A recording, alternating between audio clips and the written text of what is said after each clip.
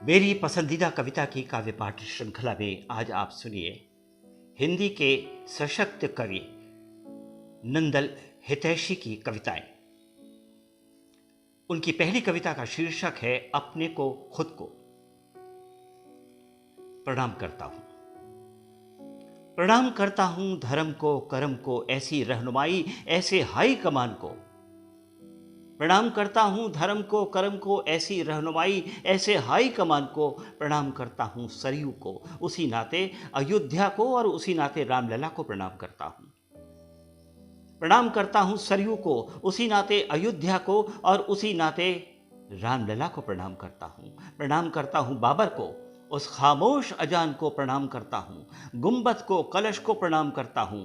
दिशाहीन धर्म रथी कार सेवकों को प्रणाम करता हूं। उनकी आशा को, निराशा को, प्रतीक की नई परिभाषा को प्रणाम करता हूं।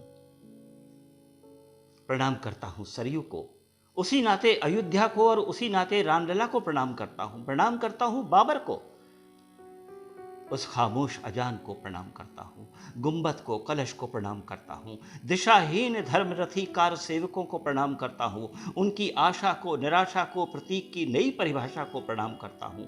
उस पागलपन को, उस जुनून को जिसने ध्वस्त किया, एक यादगार नदारत किया, एक इतिहास प्रणाम करता हूं। प्रणाम करता हूं उस पागलपन को, उस जुनून को जिसने ध्वस्त किया, एक यादगार नदारत किया, एक इतिहास प्रणाम करता हूं। प्रणाम करता हूं हलफनामे को, अदालत को, उस बड़ी अदालत को, इज्जत माफ को, घाल मेल आदेश को, और लचर फैसले को, सबको प्रणाम करता हूं। प्रणाम करता हूं हलफनामे को, अदालत को, उस बड़ी अदालत को, इज्जत माफ को, घाल मेल आदेश और लचर फैसले को, सबको प्रणाम करता हूं। और प्रणाम करता हूं देखी देखा मंदिरों को ढहाने की, गलती पर गलती दोहराने की उस परंपरा को प्रणाम करता हूं। समूची मानसिकता को प्रणाम करता हूं। खून खराबे को, इनके रक्त, उनके लहू को, और प्रणाम करता हूं इस बंद कमरे को। प्रणाम करता हूं खून खराबे को, इनके रक्त, उनके लहू को प्रणाम करता हूं। और प्रणाम करता हूं इस बंद कमरे को। सड़क पर फ्लैग मार्च और इस कर्फ्यू को भी प्रणाम करता हूं। सड़क पर फ्लैग मार्च और इस कर्फ्यू को भी प्रणाम करता हूं। प्रणाम करता हूं इस फिरका परस्ती को, इस झंडा बरदारी को बार बार प्रणाम करता हूं। प्रणाम करता हूं इस फिरका परस्ती को, इस झंडा बरदारी को बार बार प्रणाम करता हूं। धर्म के ठेकेदारों को प्रणाम करता हूं। मुझे नास्तिक ही रहने दो भाई, मुझे नास्तिक ही रहने दो भाई, मैं काफिर ही ठीक हूं। मुर्दा नहीं है मेरी आदमियत, मेरी जीवंतता, मेरी संवेदना, मेरी सोच समझ कुछ भी नहीं मरी है। मैं काफिर ही ठीक हूं, मुर्दा नहीं है मेरी आदमियत, मेरी जीवंतता, मेरी संवेदना, मेरी सोच समझ कुछ भी नहीं मरी है। परंपरा में सब कुछ अपने आप ही नहीं होता, सब कुछ अपने आप ही नहीं होता। आदमी से बड़ा धर्म क्या उसका बाप भी नहीं होता, आदमी से बड़ा धर्म क्या उसका बाप भी नहीं होता। इसीलिए प्रणाम करता हूं अपने आप को, खुद को प्रणाम करता हूं। धर्म को, कर्म को, ऐसी रहनुमाई, ऐसे हाई कमान को प्रणाम करता हूं। सरयू को, उसी नाते अयोध्या को, और उसी नाते रामलला को भी प्रणाम करता हूं। नंदल हितैषी की दूसरी कविता का शीर्षक है उनका नगर प्रवेश। जब जब तुम आते हो, सड़क के दोनों किनारे पार दी जाती है चूने की कतार।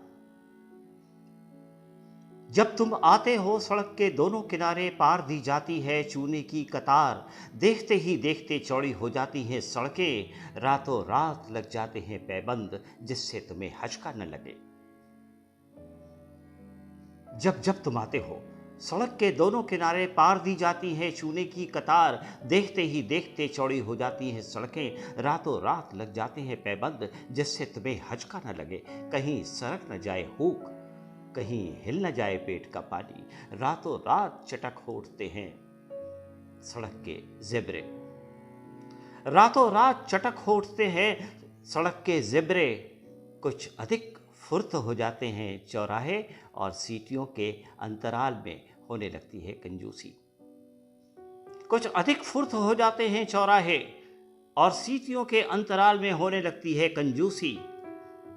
सिर्फ घुड़कते हैं लाल साफे जब जब तुम आते हो, जब जब तुम आते हो, जब जब तुम आते हो। शहर में बरपा होता है एक हंगामा, होती है कोई सड़क विशेष तुम्हारे लिए। जब जब तुम आते हो शहर में बरपा होता है एक हंगामा, होती है कोई सड़क विशेष तुम्हारे लिए। और तुम आम से खास हो, सर्र हो जाते हो। और तुम आम से खास हो, सर्र हो जाते हो। तुम्हारे काफिले में सबसे पीछे होती है फायर ब्रिगेड की गाड़ी। तुम्हारे काफिले में सबसे पीछे होती है फायर ब्रिगेड की गाड़ी। जब जब तुम आते हो शहर में एक आग लगती है।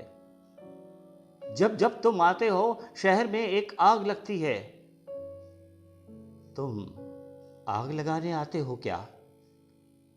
तुम आग लगाने आते हो क्या? जब जब तुम आते हो सड़क के दोनों किनारे पार दी जाती हैं चूने की कतार। देखते ही देखते चौड़ी हो जाती हैं सड़कें। रातों रात लग जाते हैं पेबंद, जिससे तुम्हें हचका न लगे। कहीं सरक न जाए हुक, कहीं हिल न जाए तुम्हारे पेट का पानी। रातों रात चटक हो उठते हैं सड़क के ज़ेबरे।